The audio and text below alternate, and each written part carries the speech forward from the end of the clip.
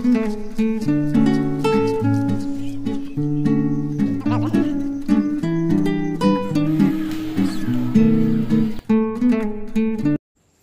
Hello বন্ধুরা, আমি আবার তোমাদের একটা নতুন ভিডিও দেওয়ার জন্য আমি আজকে দেখছি পার্কে। তো দেখুন, আমি গোবরডাঙ্গা পার্কে যাচ্ছি। এই কারণে আমার গোবরডাঙ্গা পার্কের যে নামটা, ওই নামটা ঠিকমতো মনে পড়ছে না, এই কারণে আমি উল্লেখ করে তোমাদের সাথে শেয়ার করা হচ্ছে না। এই যে দেখুন, গেটের কাছে চলে এসেছি। কি সুন্দর প্রকৃতি অনুযায়ী সাজিয়েছে গেটটা।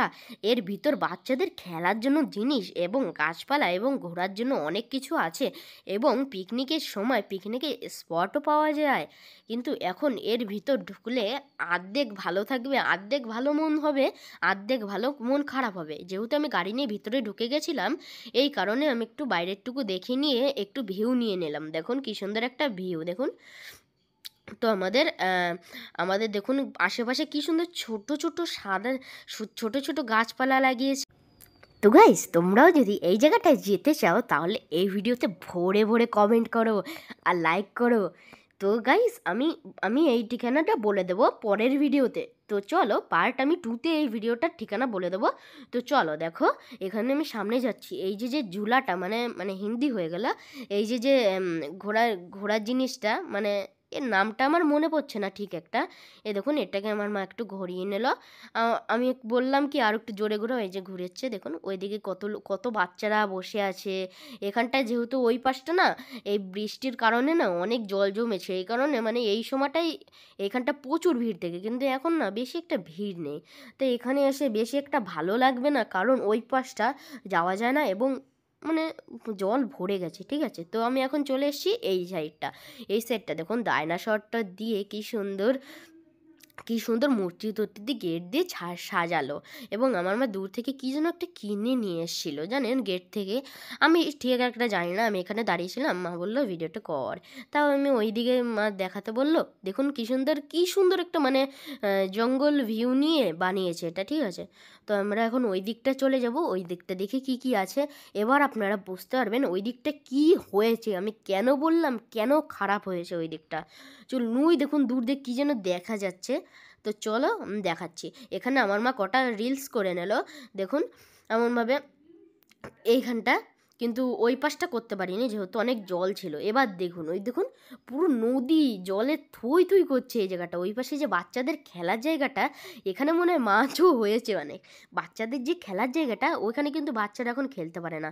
ওই যে দোকানের সামনেটা, ওইখানে আমার মা ভিডিও করতো, কিন্তু এখন বিশেষ করতে পারবে না, কারণ এখানটা প্রচুর জল হয়েছে না।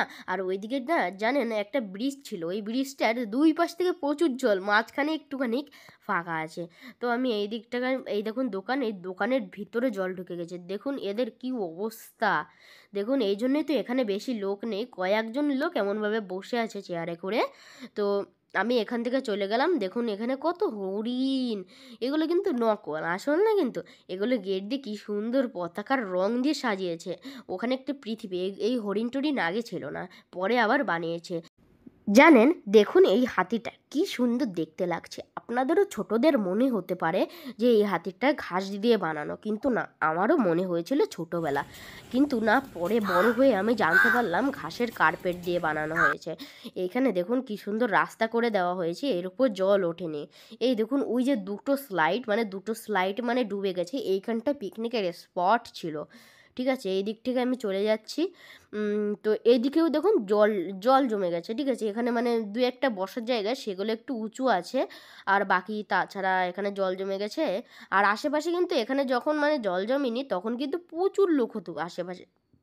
ঠিক আছে বন্ধুরা, দেখুন কি সুন্দর ভিউটা কিন্তু ভালোই লাগছে, কিন্তু জল হওয়ার কারণে আপনাদের জন্য মাঠে আমি দেখাতে পারলাম না। তো চলো এবার আমি ওই দিকটার দিকে চলে যাব। তো দেখুন একটু ঘুরিয়ে ঘুরিয়ে দেখালাম। এখানটা কি যেন দেখতে পাচ্ছি।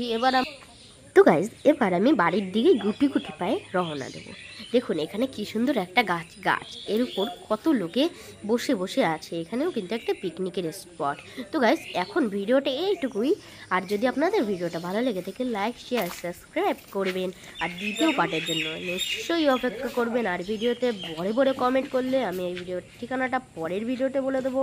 টাটা।